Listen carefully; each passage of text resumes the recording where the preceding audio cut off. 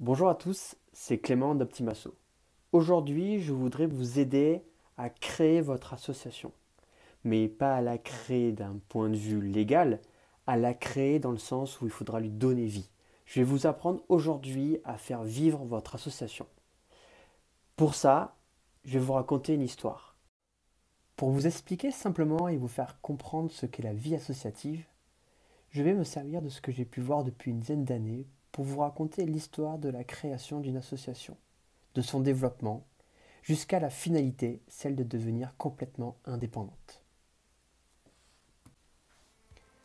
Cette histoire se passe au départ de la création du monde associatif.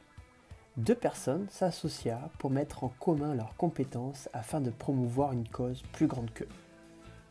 Sur la place publique, nos deux personnages, pendant leur temps libre, commençaient à interpeller les passants pour leur expliquer leur projet.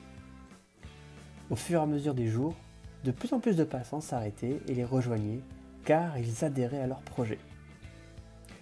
Donc, tous les samedis matins, chaque membre de ce groupe se réunissait pour partager ensemble les valeurs communes. Tous les adhérents se cotisaient et apportaient quelque chose pour le bien du groupe. Une de leurs créations, de la nourriture ou des boissons. Le groupe grossissait de jour en jour. Nos deux créateurs voulaient remercier toutes ces personnes pour les différents moments et toute la valeur qu'elles apportaient au groupe.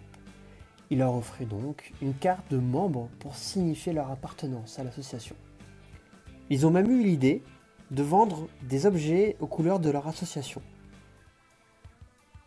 Tout le monde pouvait donc acheter des bracelets, des t-shirts et des gobelets recyclables avec le logo de l'association. Face à un tel engouement, les deux dirigeants devaient structurer leur association pour son bon fonctionnement.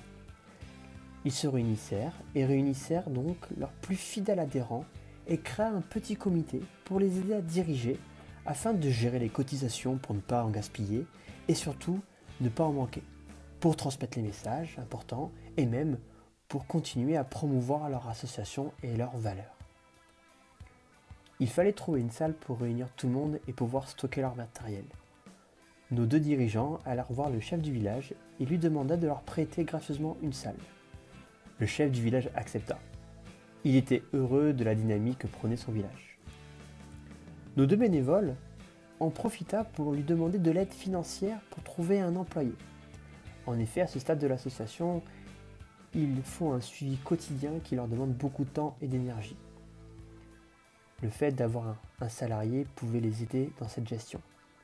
Le chef comprit l'intérêt d'une telle aide pour la croissance de l'association et du coup de la dynamique de son village.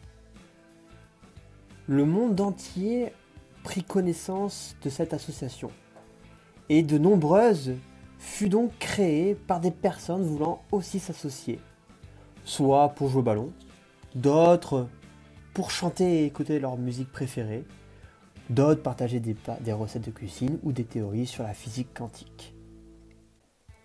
Face à la multiplication de la création d'associations au sein de ce village, le chef, désirant rester impartial vis-à-vis de tous, dut diminuer l'aide pour l'employé de nos deux confrères. Cette perte financière fut justifiée et il fallait donc trouver une solution pour compléter le salaire de notre salarié. Les deux dirigeants et le comité directeur se réunirent afin de trouver des solutions. Voici celles qui ont été proposées. Organiser des soirées pour nos adhérents, ouvrir d'autres lieux d'association dans d'autres villages, proposer des cours individuels, organiser un tournoi avec d'autres villages ou proposer nos services pour d'autres associations ou d'autres villages. Toutes ces idées sont mises en place et le développement de l'association reprit de plus belle. Ils ont même pu engager 2 autres employés. Nos deux dirigeants ne s'occupaient simplement que de ce qui leur plaisait le plus, c'est-à-dire promouvoir les valeurs de l'association et la développer. Les deux dirigeants décidèrent de créer des partenariats avec les entreprises locales. En contrepartie de dons pour l'association, elles aidaient les entreprises à se développer. De nombreux partenariats se sont mis en place. L'association était indépendante financièrement. Elle a même pu organiser son événement national grâce aux appels de dons.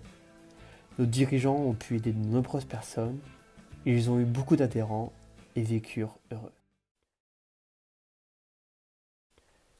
Au travers de cette petite histoire, j'ai voulu vous montrer tous les axes possibles de développement que votre association peut avoir. Que ce soit sur les cotisations, mais aussi la vente d'objets, le fameux merchandising, ou même le développement d'une communauté de partenaires privés. Bien sûr, vous ne pouvez pas tout développer d'un coup, et je vous conseille d'y aller étape par étape. Je vais dans les prochaines vidéos détailler chaque étape pour vous donner des astuces dans votre quotidien. Je vous remercie en tout cas de m'avoir écouté et je vous souhaite une très bonne journée. À bientôt.